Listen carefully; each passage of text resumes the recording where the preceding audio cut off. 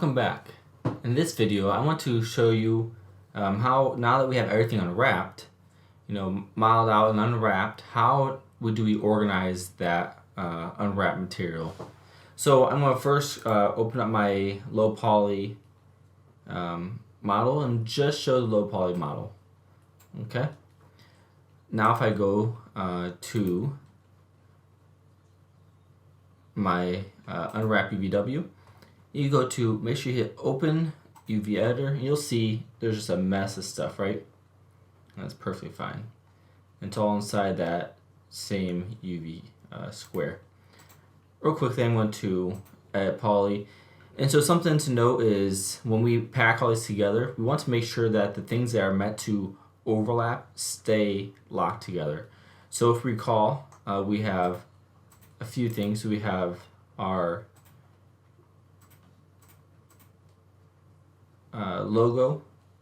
So I'm going to just select a logo. I'm going to go to unwrap, and I'm going to open that up. I'm just going to pull this to, I'm going to pull this just to the side like so. And remember which direction you pulled it to, because we're going to fill up these sides here. So now I'm going to convert that to poly. And now the vents, that's something that we duplicate over a couple times. So I'm going to unwrap that, open that editor, select those. I'm going to pull this one, I'm just pull to the opposite side and convert that down. Okay. If I recall, we have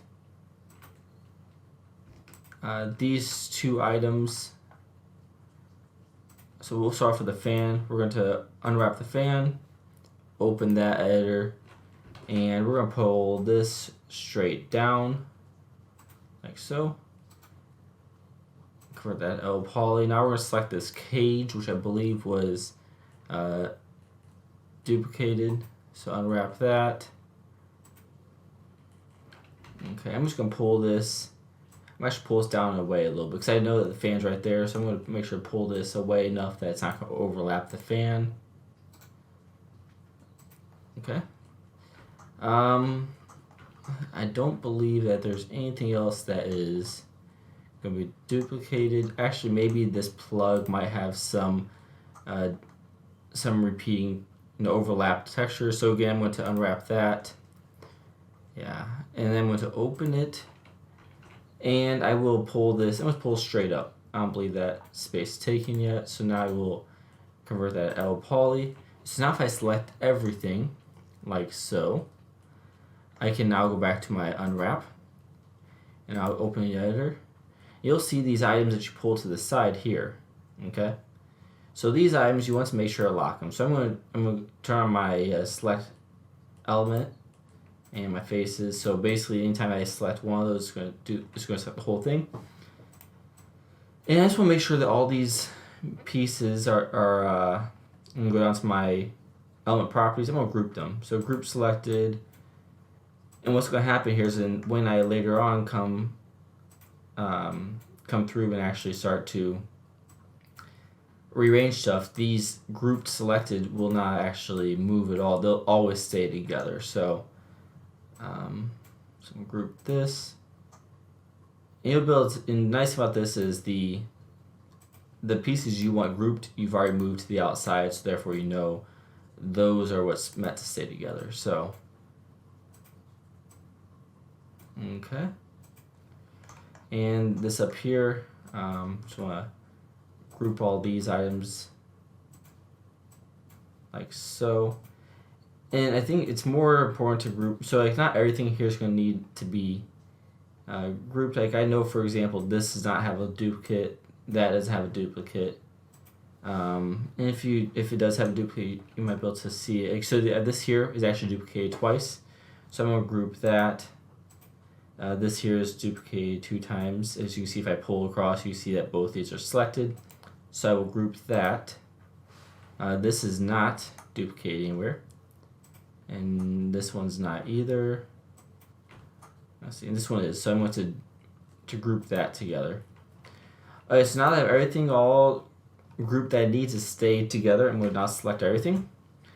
And I'm going to arrange this. So what you can do, there's a number of different arrangement you can pack them, just make them pack together. What I like to do is pack custom. So I'm gonna hold on to that. If you hold down just for a moment and then go and you'll get an option. And so for me, my padding, I like to have the padding at 0.01, rotate cluster, and fill holes. So what's going to happen, I'm going to hit OK. And now it's going to pack everything right into that cluster, or into this UV space. You know, there are a few areas where it's kind of open. So what you could do is you can pack it a little tighter just by actually grabbing items and moving them like so. In this case, I'm not going to worry about it because, you know, for the sake of the video, I'm just going to keep it nice and short. But if you're to now look, you will see that our whole entire, or everything here is now textured, has the same texture density, which means that the actual geometry or the texture will be the same size.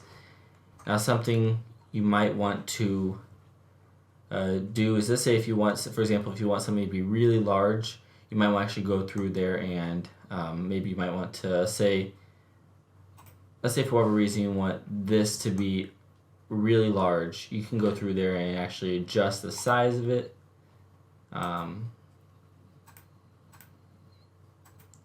So you can, right now it's not, there it goes. So you can actually adjust the size if you want it to be a larger texture density. In this case, I don't. Okay. Yep, so what this is going to do now is going to have everything in the one, you know, it packed together in one UV. So the next video, what we'll do is we'll kind of finish up the modeling portion. We're going to start to group things together. We will then also create what we call the game mesh. So this here, what we're making here is more of our texturing baking mesh. And in the next video, I'll show you how to create the ones you'll see actually in the game engine.